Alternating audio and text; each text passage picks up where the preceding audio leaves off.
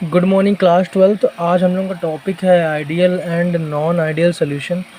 तो ideal solution समझने से पहले हमें आइडियल गैस समझना पड़ेगा। तो आइडियल गैस वो होती है जो सभी जितने भी गैस लॉ हैं, मतलब सारे गैसेस लॉस को फॉलो करती है। मतलब जितने भी गैसेस लॉ हैं, boys law, Charles law, Avogadro's law, मतलब इन सब लॉ को फॉलो करती होती है आइडियल गैस। और बात करें नॉन आइडियल गैस की, नॉन आइडियल गैस तो जो गैस लॉ को फॉलो नहीं करती हैं, जो गैस लॉ को होल्ड नहीं करती हैं, होती है नॉन आइडियल गैस। ठीक है, अब बात करते हैं आइडियल सोल्यूशन की। आइडियल सोल्यूशन की, ठीक है, आइडियल सोल्यूशन क्या होता है? एक ऐसा सोल्यूशन जो राउल्ट्स लॉ को फॉलो करता है। ठीक है, अगर कोई सोल्यूशन राउल्ट्स लॉ को फॉलो कर रहा है तो होता है आइडियल सोल्यूशन। अगर कोई सोल्यूशन राउल्ट्स लॉ को फॉलो नहीं कर रहा है तो क्या होता है? Non ideal solution. तो आइडियल सोल्यूशन क्या होता है? The solution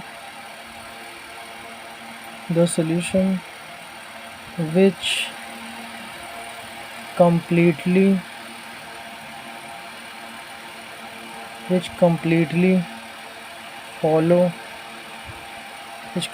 follow Raoult's law। ठीक है, एक ऐसा सोल्यूशन जो राउल्ट्स लॉ को फॉलो करता है उसे क्या बोलते हैं? Ideal solution. ठीक है, इज कॉल्ड आइडियल सोल्यूशन। ठीक, अब बात करते हैं नॉन आइडियल सोल्यूशन की। नॉन आइडियल सोल्यूशन एक ऐसे सोल्यूशन जो राउल्ट्स लॉ को फॉलो नहीं करता। अगर कोई सोल्यूशन हमारा राउल्ट्स लॉ को फॉलो नहीं कर रहा है तो वो होता है नॉन आइडियल सोल्यूशन। ठीक है, अब बात करते हैं सोल्यूशन की। सोल्यूशन कैसे बनता है? तो जो हमारा सोल्यूशन होता है, ये हमारा इस चैप्टर में जितना भी सोल्यूशन की हम बात करेंगे, हम बाइनरी सोल्यूशन की बात करेंगे। किसकी बात करेंगे? बाइनरी सोल्यूशन की बात करेंगे। बाइनरी सोल्यूशन का मतलब होता है जो 2 कंपोनेंट से मिलकर बना होता है, जिसमें कितने कंपोनेंट हो? 2 कंपोनेंट। ठीक है, तो सोल्यूशन हमारा 2 चीज़ से मिलकर बना होता है, सॉल्यूट और सॉल्वेंट। मान लिया हमारा एक कंटेनर में एक लिक्विड, प्योर लिक्विड है, क्या है? प्योर लिक्विड ए है। तो उसमें ए के मॉलिक्यूल्स होंगे, और इसमें जो वेपर्स का प्रेशर आ रहा होगा अभी किसके मॉलिक्यूल की वजह से हो रहा होगा? ए की वजह से। और इस कंटेनर का मान लिया वॉल्यूम कितना है? V1 है। और एक हमारे पास एक दूसरा कंटेनर है। ठीक है, दूसरे कंटेनर में हमारे पास B है। ठीक है, B। और मैंने शुरुआत में बताया था A को हम सॉल्वेंट मानते हैं और B को हम क्या लेड करते हैं? सॉल्यूट लेड करते हैं। तो हमें पता है कि सोल्यूशन सॉल्वेंट और सॉल्यूट दोनों से मिलकर बना होता है। ठीक है, मान लिया इसमें B है और इसमें जो वेपर्स का प्रेशर है वो B की वजह से है, और इस कंटेनर में क्या है? प्योर B है। तो इस कंटेनर का वॉल्यूम क्या होगा? V2। अब जब इन दोनों को आपस में मिला दिया जाता है, इन दोनों को आपस में मिला के सोल्यूशन बना दिया गया। क्या बना दिया गया? सोल्यूशन बना दिया गया। तो इस कंटेनर में A के भी मोल्स होंगे, A का भी मॉलिक्यूल होगा, B का भी होगा, A का भी होगा, B का भी होगा। ठीक है, ए और बी दोनों के मॉलिक्यूल्स होंगे, और इसमें जो वेपर्स होंगे ए और बी दोनों की वजह से होंगे। ठीक है, और मान लिया इस कंटेनर का वॉल्यूम कितना है? VF है, मतलब फाइनल वॉल्यूम। ठीक है, मतलब V1 वॉल्यूम और V2 वॉल्यूम के ऐड करेंगे तो कितना हो जाएगा? देखो, सोल्यूशन बनाने क्या करना है? लिक्विड ए को लिक्विड बी में ऐड कर देंगे तो V1 और V2 जोड़ लेंगे तो VF, मतलब फाइनल वॉल्यूम जो होगा। VF क्या होता है? VF होता है फाइनल वॉल्यूम।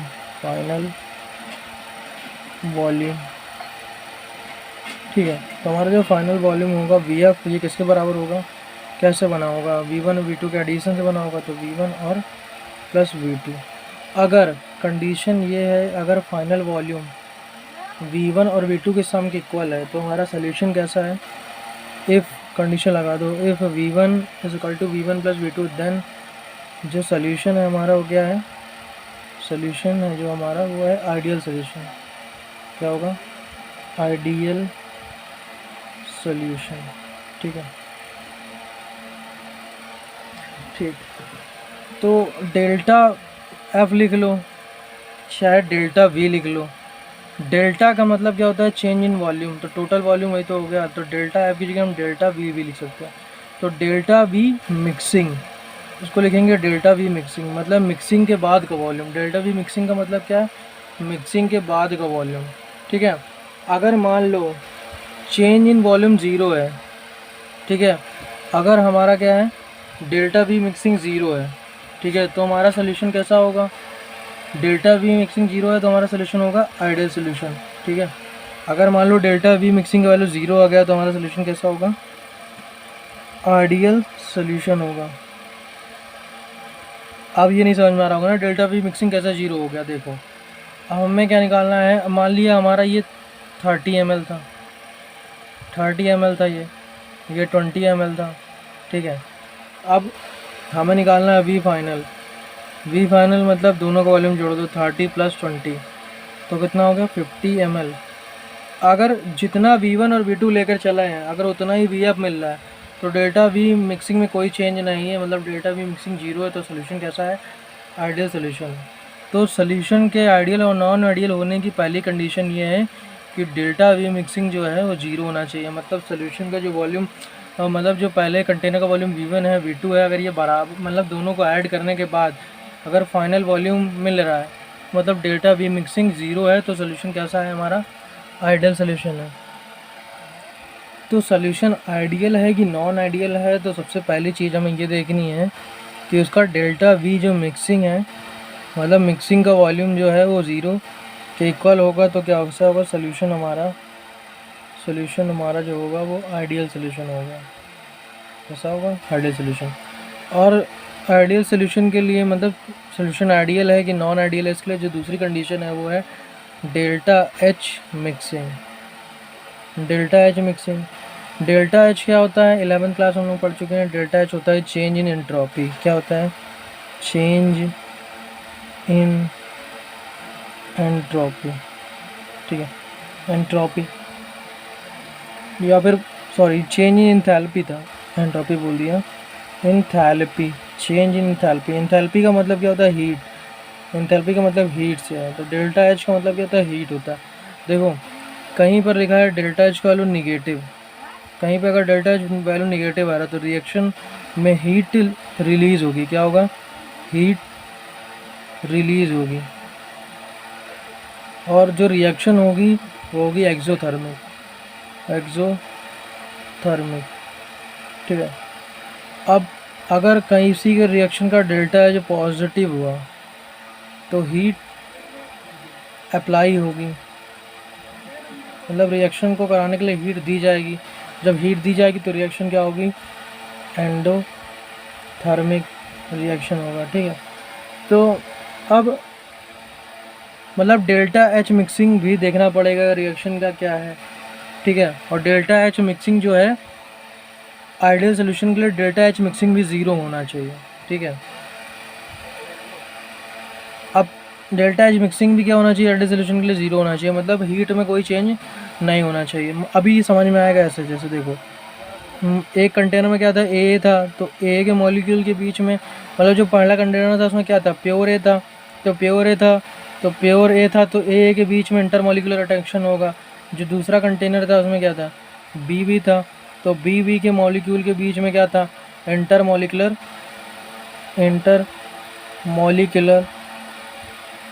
अट्रैक्शन था, इंटरमॉलिक्यूलर फोर्स ऑफ अट्रैक्शन था। और जो हमारा बन रहा था रिएक्शन के बाद सोल्यूशन ए बी, तो ए बी में भी कुछ फोर्स ऑफ अट्रैक्शन होगा, इंटरमॉलिक्यूलर अट्रैक्शन होगा, इंटरमॉलिक्यूलर अट्रैक्शन होगा, ठीक है। अब मान लो देखो किसी भी रिएक्शन में बॉन्ड को, जैसे हमें ए में हमने बी मिलाया तो हमारा ए बी बना, तो ए मतलब ब्रेक होगा तभी तो बी से जुड़ेगा, तो ए की जो बॉन्ड ब्रेक, ए और ए के बीच का हमें बॉन्ड क्या करना है, ब्रेक करना है। क्या करना है, बॉन्ड को, ए और ए के बीच का बॉन्ड ब्रेक करना है। तो बॉन्ड ब्रेक करने के लिए हमेशा हीट जो है दी जाती है, हीट क्या करी जाती है, गिव की जाती है, हीट दी जाती है। हीट दी जाएगी तो बॉन्ड ब्रेक होगा, और बी का भी इंट्रैक्शन तोड़ना है तभी तो एक ए और एक बी आपस में कंबाइन होगा, तो यहाँ भी क्या करना है, बॉन्ड को ब्रेक करना है, तो यहाँ भी क्या होगा, हीट दी जाएगी। और यहाँ ए बी मतलब एक नया बॉन्ड बनना है। जब भी बॉन्ड का फॉर्मेशन होता है, क्या होता है, बॉन्ड का फॉर्मेशन होता है। जब भी हमारा बॉन्ड का फॉर्मेशन होता है तो क्या होता है, हीट रिलीज़ होती है। इसमें हीट दी नहीं जाती है, ठीक है, क्या होती है, रिलीज़ होती है, हीट रिलीज़ होती है। तो यहाँ क्या हो रहा है, हीट रिलीज़ होती है। मान लो यहाँ पर 100 जूल हीट दी गई बॉन्ड तोड़ने के लिए ए और ई का, और यहाँ पर भी 100 जूल एनर्जी दी गई बी और बी का बॉन्ड तोड़ने के लिए। और यहाँ पर जब ए बी का फॉर्मेशन हुआ तो मान लो कि 200 जूल जो है हीट रिलीज़ हो गए। अब देखो डेल्टा एच क्या होता है, चेंज इन हीट। तो देखो पहले रिएक्शन में हीट कितना लग रहा है, 100, और मतलब पहला ए के बीच का बॉन्ड ब्रेक करने के लिए 100 लग रहा है, बी और बी के बॉन्ड ब्रेक करने के लिए 100 जूल एनर्जी खर्च हो रही है। तो कुल मिलाकर 200 जूल हो रहा है। अगर डेल्टा एच, ठीक है, इन दोनों को मिलाकर डेल्टा एच कितना, सॉरी ये कितना आ गया, 200 जूल आ गया। अब ये डेल्टा एच क्या था, डेल्टा एच था ए बी के फॉर्मेशन की हीट, ठीक है, चेंज इन हीट। तो अगर ए बी के बनने में 200 जूल हीट क्या हो जाए, रिलीज़ हो जाए, कितनी हो जाए, 200 जूल रिलीज़ हो जाए। मतलब इन दोनों को जोड़ करके जितना हीट लग रहा हो उतना हीट यहाँ से रिलीज़ हो जाए, तो उस समय डेल्टा एच का भी वैल्यू कितना आएगा, 200 आएगा। तो चेंज इन एंथैल्पी में कोई चेंज नहीं होगा। तो क्या होगा, there is no change in enthalpy. There is no change in enthalpy मतलब हमारा जो सोल्यूशन है वो कैसा सोल्यूशन है, आइडियल सोल्यूशन है। तो अभी तक हमने दो कंडीशन पढ़ी कि आइडियल सोल्यूशन के लिए डेल्टा वी मिक्सिंग 0 होना चाहिए, मतलब फाइनल वॉल्यूम इनिशियल वॉल्यूम के एडिशन के बराबर होना चाहिए। और डेल्टा एच मिक्सिंग में मतलब हीट, जो हमारी रिएक्शन का हीट है, जो सोल्यूशन बनाने के बाद जो हीट है निकल रही है, और जो सोल्यूशन में बॉन्ड ब्रेक होने पर हीट दी जा रही है, अगर उस हीट में कोई चेंज नहीं होता तो हमारा सोल्यूशन कैसा है, आइडियल सोल्यूशन। तो पहली कंडीशन है डेल्टा वी मिक्सिंग 0 होना चाहिए, डेल्टा एच मिक्सिंग मतलब इसमें कोई चेंज नहीं होना चाहिए। अब देखते हैं थर्ड कंडीशन क्या है, जो हमारी आइडियल सोल्यूशन की जो थर्ड कंडीशन है, आइडियल और नॉन आइडियल सोल्यूशन की थर्ड कंडीशन है, वो है इंटरेक्शन। क्या है, इंटरेक्शन, ठीक है। इंटरेक्शन को कैसे समझेंगे, मान लो शुरुआत में कंटेनर ए था, मतलब कंटेनर एक था, उस कंटेनर में ए भरा था, एक कंटेनर में बी भरा था, और बाद में जो कंटेनर को मिक्स कर दिया गया तो ए बी बनना था।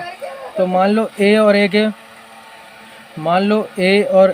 के बीच में लगने वाला फोर्स ऑफ अट्रैक्शन, बी और बी के बीच में लगने वाला फोर्स ऑफ अट्रैक्शन, और ए और बी के बीच में लगने वाला फोर्स ऑफ अट्रैक्शन, मतलब देखना है कि हमको इक्वल है कि नहीं है, ठीक है।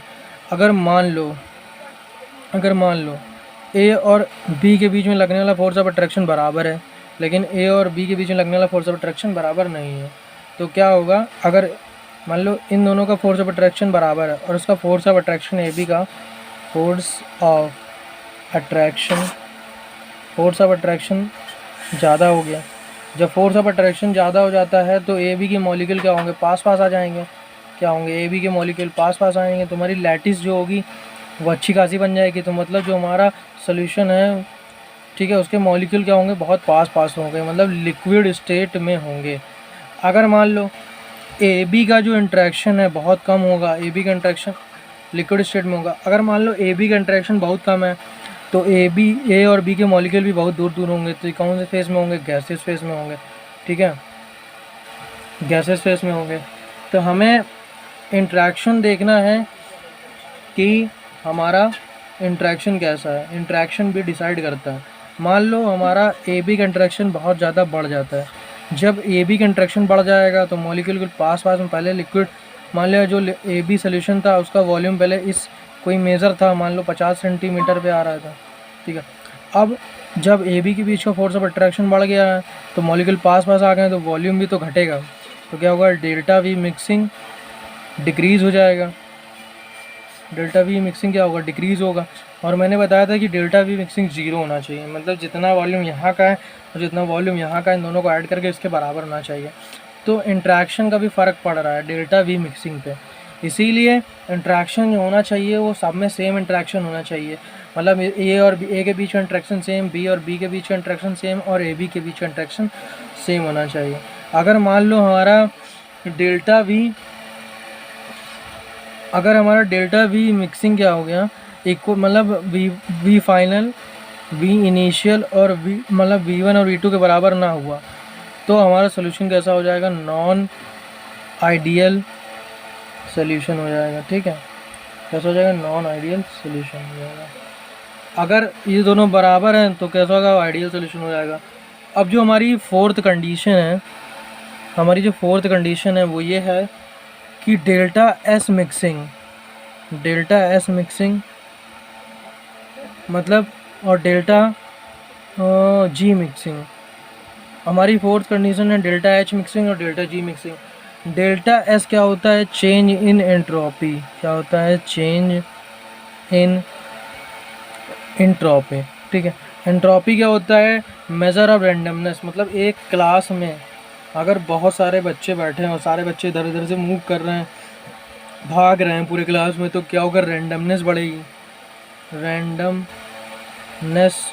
रैंडमनेस इंक्रीज़ होगी, तो रैंडमनेस इंक्रीज़ होगी तो एंट्रोपी भी बढ़ेगी। एंट्रोपी है मेज़र ऑफ डिसऑर्डर, एंट्रोपी को बोलते हैं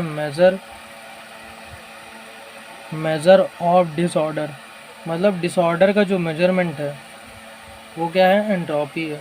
और हम ये पढ़ चुके हैं फिजिक्स में कि यूनिवर्स जो है, यूनिवर्स की जो एंट्रोपी है ये डे बाय डे क्या हो रही है, डे बाय डे इंक्रीज़ हो रही है, मतलब बढ़ती जा रही है। हमें इससे मतलब नहीं है, हमें बस एंट्रोपी में चेंज देखना है कि डेल्टा एस मिक्सिंग कितना है और डेल्टा जी मिक्सिंग कितना है। तो अब एक होती स्पॉन्टेनियस प्रोसेस, एक होती स्पॉन्टेनियस प्रोसेस, मतलब जो प्रोसेस खुद से होती है, मतलब सेल्फ अकरिंग प्रोसेस जो होती है, सेल्फ अकरिंग प्रोसेस जो खुद से होने वाला प्रोसेस है उसे बोलते हैं स्पॉन्टेनियस प्रोसेस।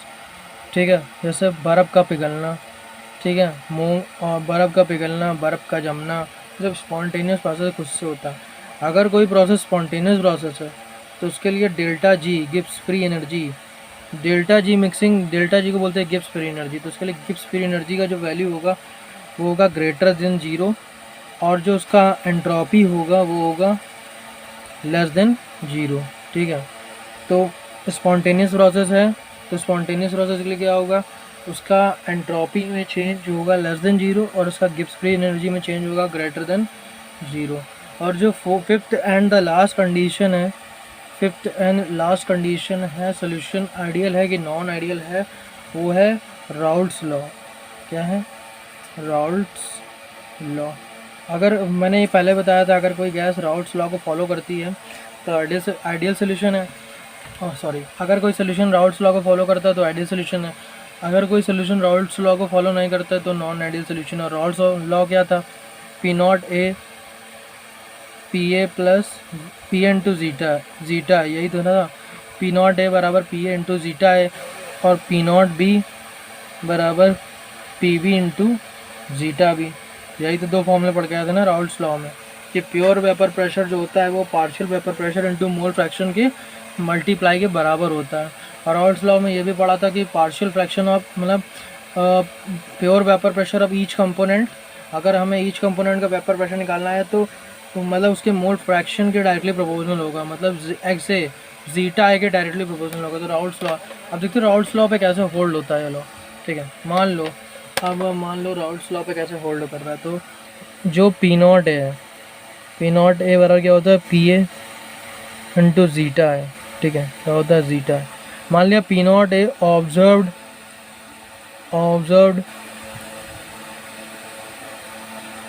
प्रेशर है। ठीक है, पी नॉट ए ऑब्जर्व प्रेशर है जो हमने प्रैक्टिकली निकाला है, प्रैक्टिकली फाइंड आउट किया। ठीक है, फाइंड आउट किया। अब अगर पी नॉट हमारा ये फाइंड आउट करना है, ठीक है, अगर ये तो एक्सपेरिमेंट था, मतलब एक्सपेरिमेंटली था ये, एक्सपेरिमेंटल वैल्यू था, मतलब हमने क्या करा, पी नॉट ए को ऑब्जर्व करा, एक्सपेरिमेंटली हमने निकाल लिया, पी नॉट का वैल्यू कुछ आया, पी नॉट ए मतलब प्योर वेपर प्रेशर का कुछ वैल्यू आया। अगर और हमने क्या करा, पी और इसको मेज़र करा, मतलब नैनो में वो क्या नाम है, क्या बोलते उसको, मैनोमीटर लगा कर क्या करा,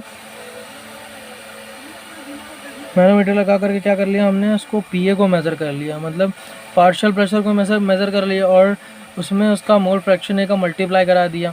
अगर ये कैलकुलेटेड, सॉरी ये ऑब्जर्व लिख दिया था, अगर कैलकुलेटेड प्रेशर जो था एक्सपेरिमेंटली कैलकुलेट करा गया था, अगर ये ऑब्जर्व्ड प्रेशर के इक्वल आ गया, ऑब्जर्व्ड प्रेशर के इक्वल आ गया, तो मतलब राउल्ट्स लॉ क्या हो रहा है, राउल्ट्स लॉ क्या होगा, राउल्ट्स लॉ होल्ड हो जाएगा।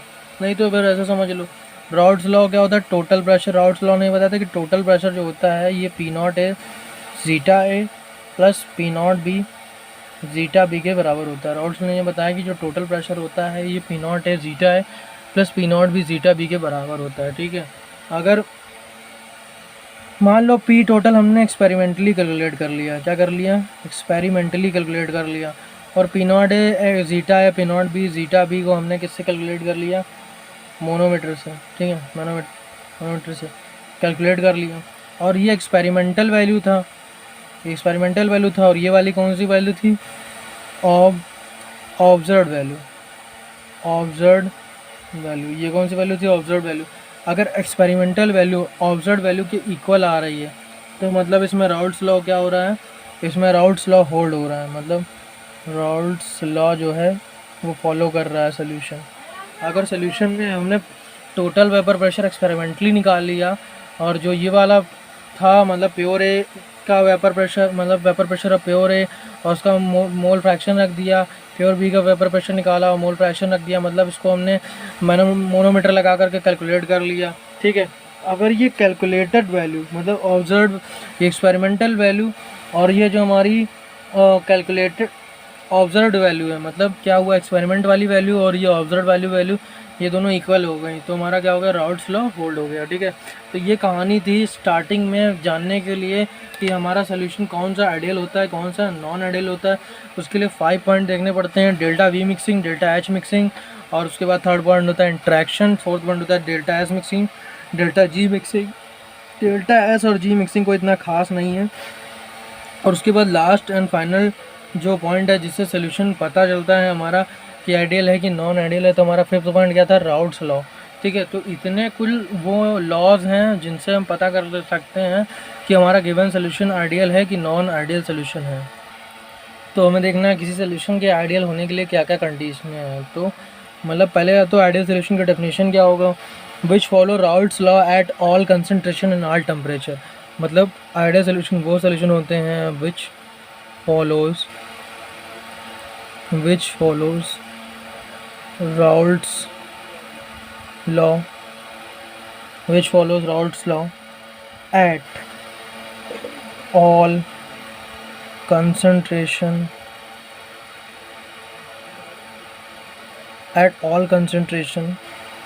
and all temperature।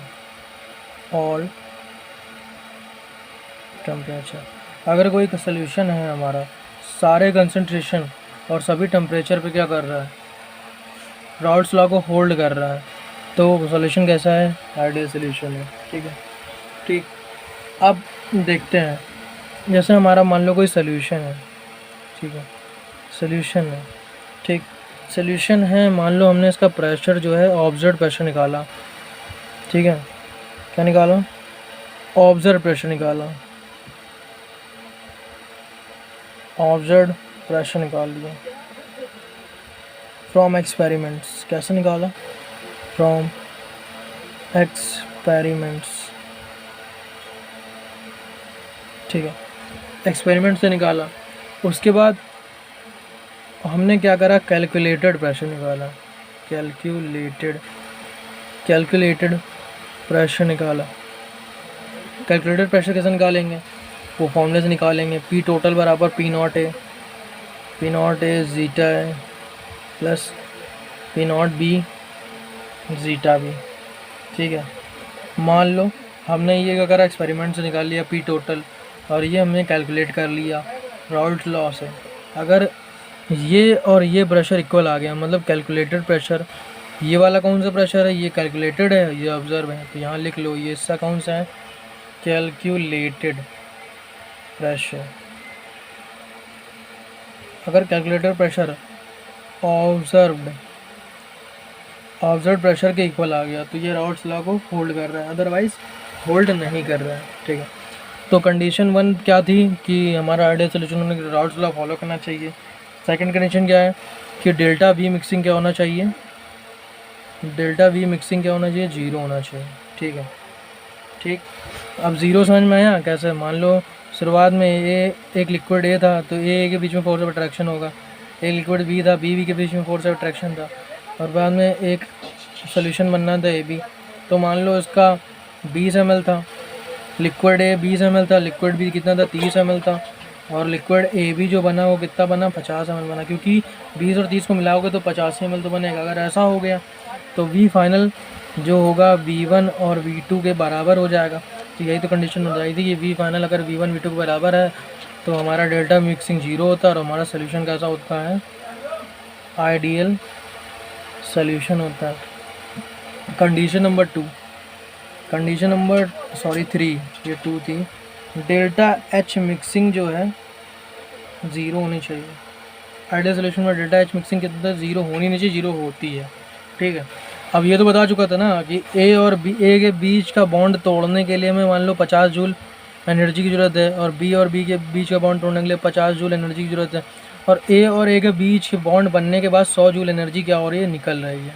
ये 50 जूल लग रही है, यहाँ भी 50 जूल क्या हो रही है, लग रही है, और ये 100 जूल निकल रही है। तो क्या होगा, डेल्टा एच जो होगा वो 100 है, और इन दोनों को मिलाकर भी कितना आ रहा है, मतलब 100 आ रहा है, तो मतलब हीट में कोई चेंज नहीं हो रहा है, तो डेल्टा एच मिक्सिंग भी 0 होना चाहिए।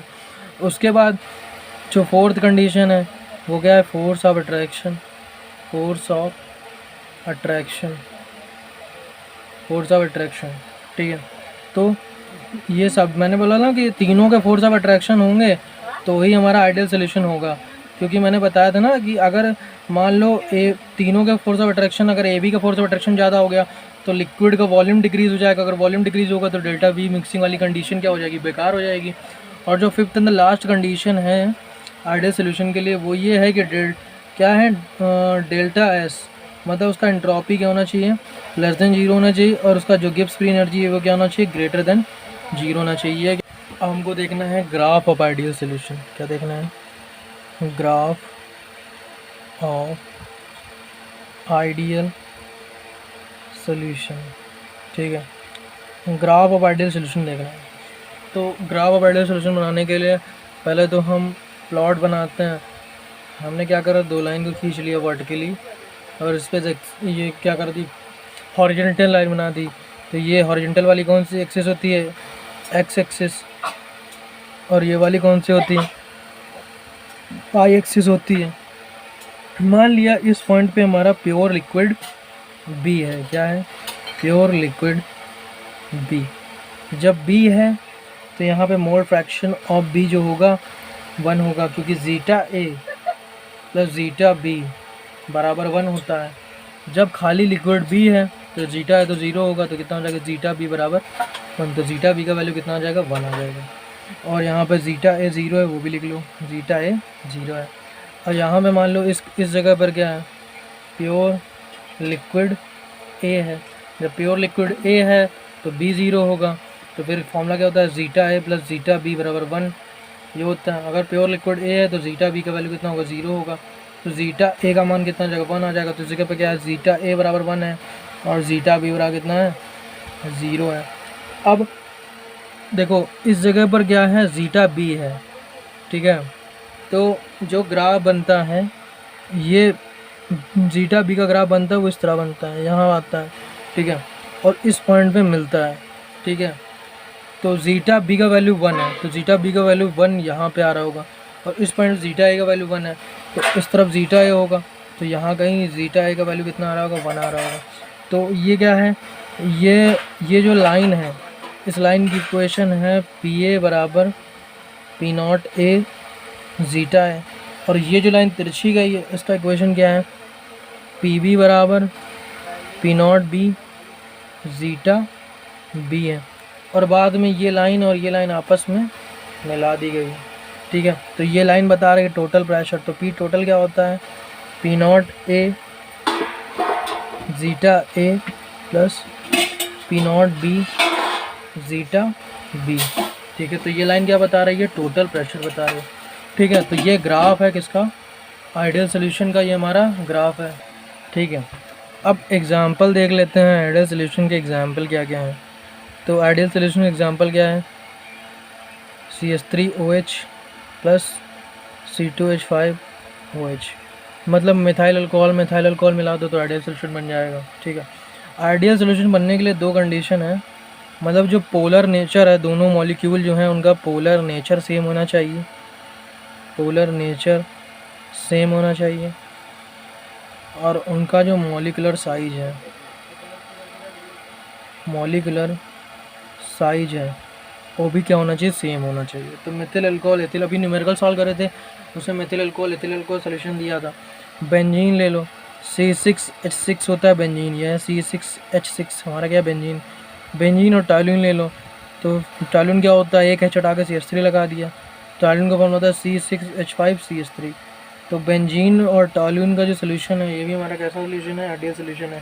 थर्ड एग्जांपल देख लो, थर्ड एग्जांपल क्या है, मान लो एथिल क्लोराइड है C2H5Cl एंड C2H5Br, जो हमारा मिथाइल एथिल क्लोराइड और एथिल ब्रोमाइड भी हमारा क्या है, आइडियल सोल्यूशन। मान लो कोई ये सोल्यूशन दे देता है कि आपके पास एक सोल्यूशन है C2H5Cl और C2H5I, तो क्लोरीन का साइज तो छोटा होता है लेकिन आयोडीन का साइज बहुत ज़्यादा बड़ा होता है। तो मैंने क्या बताया कि मॉलिक्यूलर साइज लगभग बराबर होना चाहिए, तो आयोडीन का साइज बहुत बड़ा हो गया, तो ये कैसा सोल्यूशन हो गया, नॉन आइडियल सोल्यूशन। तो कैसा हो गया, नॉन आइडियल सोल्यूशन हो गया। ठीक है, तो आइडियल सोल्यूशन बनाने के लिए हमें ऐसे कंपाउंड लेने होते हैं जिनका पोलर नेचर सेम होता है और उनका मॉलिक्यूलर साइज भी बराबर होता है।